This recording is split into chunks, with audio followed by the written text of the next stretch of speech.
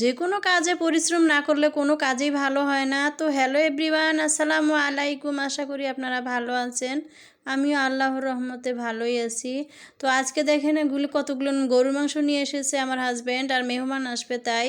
আর গরুর কলিজাগুলো আমি এভাবে সিদ্ধ করে ভালো করে নেই না, কারণ ভিতরে অনেক রক্ত থাকে। তো ফুটন্ত পানির মধ্যে ছেড়ে দিলাম, আর দেখুন কলিজাগুলো কত সুন্দর ভিতর থেকে ময়লাগুলো বেরিয়ে আসলো। এখন পিস পিস করে কেটে আবার ধুয়ে নিব। তো পানিগুলো ঢেলে ফেলে দিলাম, পানিগুলো ঢেলে দিয়ে ঝকঝক করে ধুয়ে নিলাম, কারণ এর মধ্যে ভিতরে দেখুন কত ময়লা যে বেড়াইছে। এগুলি যারা বোঝে না তারা এমনিতেই এই ময়লাগুলো পেটের ভিতরে যায়। গ্রামের মানুষেরাও অনেক কিছু বোঝে না। তো আমার মা চাষিদের দেখতাম এমনিতেই খাইতো, এখন আবার আমার দেখে শিখে। তো বাকি গরুর মাংসগুলো একটু করলাম, মানে 3 ভাগ করলাম, যেহেতু মাংস অনেকগুলো, তো খাওয়া মাত্র 3 জন ফ্যামিলিতে। তো মাংসগুলো মানে পছন্দ করে আমার হাজব্যান্ড আর আমার ছেলে পছন্দ করে কলিজাগুলো। তো মাংসগুলো মানে 3 ভাগ করে কলিজাগুলো টুকরো টুকরো করলাম, করে এখন 3 ভাগে দিয়ে ফ্রিজে রাখলাম, 1 ভাগ রান্না করব। এখন দেখেন মশলা বেটে নিয়েছি, কারণ মশলা বেটে না নিলে আমার তরকারি রান্না করে তৃপ্তি হয় না, খেয়েও শান্তি হয় না। কারণ গুঁড়া মশলা তরকারি ভালো লাগে না। তো ভালো কিছু রান্না করলে আমি সবসময় সব কিছু মশলা বেটে দিই, আর এভাবে হাতে মেখে রান্না করলে অনেক মজার হয়।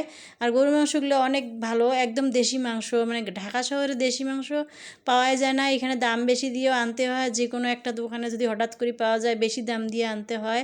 তো এখন আমি মরিচের পানিগুলো দিয়ে দিলাম, শিলপাটা ধোয়া পানিগুলো দিয়ে ভালো করে মেখে চেকে এখন আমি ভালো করে ঢেকে দিব, এখন আর খুলবো না। তো এদিকে দেখেন সালাদ বানানোর জন্যে এগুলি শসা লেবু আর সবজির যে এত দাম বাড়ছে, মানে খুবই দাম বাড়ছে। বেগুন চাকচাক করে ভাজি করতে হবে, তার জন্য এনেছে। আর এখন তো মানে আজকে একটু ভালো করে ভালো মন্দ রান্না করব, যেহেতু আমাদের আজকে গেস্ট আসতেছে, কারণ প্রায় কতদিন থেকে গেস্ট আসতেছে। তো রান্না বান্না ভালোই হইতেছে। এক ভাইয়া আমাকে ফোন মানে মেসেজে বলছে যে আপনি এত গরুর মাংস খান, এত মুরগির মাংস খান, এত মাংস খান আপনারা, মাঝে মাঝে দেখি মাছ মাংস খান না, শাকসবজি খান। মানে আচ্ছা ভাইয়া, আপনি যখন মেহমান আসবে আপনারা কি না খাওয়া রাখেন? আমরা তো না খাওয়া রাখতে পারি না। তাই যখন দেখি মেহমান আসে তখন ভালো মন্দ একটু রাঁধতে হয়, তাই একটু রান্না করি। আর যখন দেখি মেহমান নাই তো নর্মাল খাবারই খাই। তো দেখেন এখন মাছও ভেজে নিতেছি, আর এই মাংসগুলো কষানো হয়ে গেছে, আলুগুলো দিয়ে দিয়েছি। কারণ মাংসের মধ্যে আমার আলু লাগবেই, কারণ আমার সবাই আলু খায়, আমিও আলু খাই। দেখেন আলু 1 পিস তুলে নিলাম, কারণ আলুটি আমাদের খুবই গরুর মাংসের আলু আমাদের খুবই পছন্দ। তো মাংসগুলো এখন মানে কষিয়ে আলু টালু দিয়ে ভালো করে এখন কষিয়ে নিলাম, সিদ্ধ সব কমপ্লিট। এখন ঝোলের পানি দিব, টকবগে বলক উঠলেই মাংসটা নামিয়ে নেব।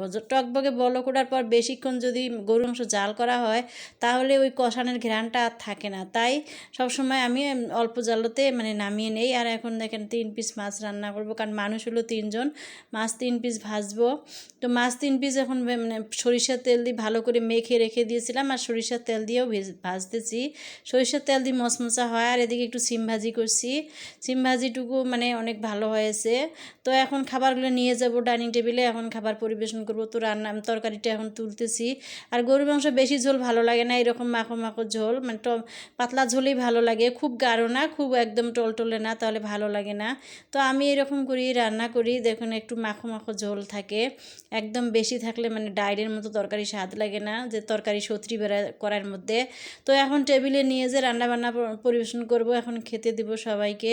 তো আজকে এই যে রান্নাবান্না করছি এটা রাতের রান্না। তো রাত্রে এখন আমার গেস্টও এসেছে একজন, আর আমরা 2 জন, 4 জনকার খাবার এখানে আমি পরিবেশন করতেছি। এই হলো আমাদের রান্নাবান্না। ভিডিওটা ভালো লাগলে একটা লাইক কমেন্ট শেয়ার করবেন, ইউটিউব হলে একটা সাবস্ক্রাইব করে দেবেন। আল্লাহ হাফেজ।